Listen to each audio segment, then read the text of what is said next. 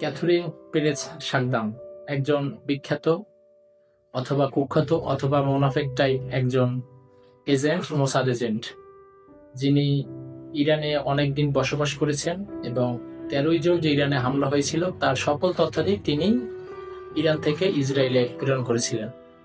তো তিনি জন্মগ্রহণ করেছিলেন ফ্রান্সের একটা ইহুদি পরিবারে, লেখাপড়া করেছেন লন্ডনে। তো লেখাপড়া অবস্থায় তিনি মুসলমানদের পক্ষে, বিশেষ করে ফিলিস্তিনদের পক্ষে সরব ছিলেন, লেখালেখি করতেন। তো মানুষ ধারণা করত যে উনি সম্ভবত মুসলমান হতে যাচ্ছেন এবং অনেক কয়েক বছরের মধ্যে মুসলমান হন। একজন সুন্নি মুসলমানকে বিয়ে করেন, বিয়ে করার কয়েক বছর পর ডিভোর্স হয়, পরে উনি সুন্নি থেকে শিয়া হন এবং মুসলমানদের সকল পক্ষে উনি সরব ছিলেন। তো ইংল্যান্ড বা ফ্রান্সে উনি থাকতে পারলেন না, ইরানে থাকার জন্য আবেদন করলে ইরান সরকার ওনাকে নিলেন, যেহেতু মুসলমান হয়েছে আবার শিয়া হয়েছে।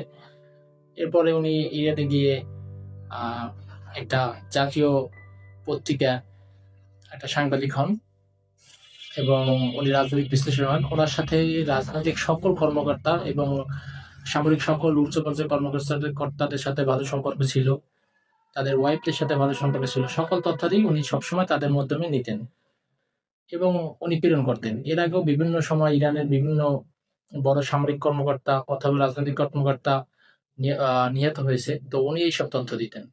তো এই শেষ 13 জনের হামলার সকল তথ্যাদি উনি দিয়েছিলেন। চিন্তা করেন, একজন নারী কত বছর আগ থেকে এজেন্টের ট্রেনিং প্রাপ্ত হয়েছিলেন, ভাবাই যায় না।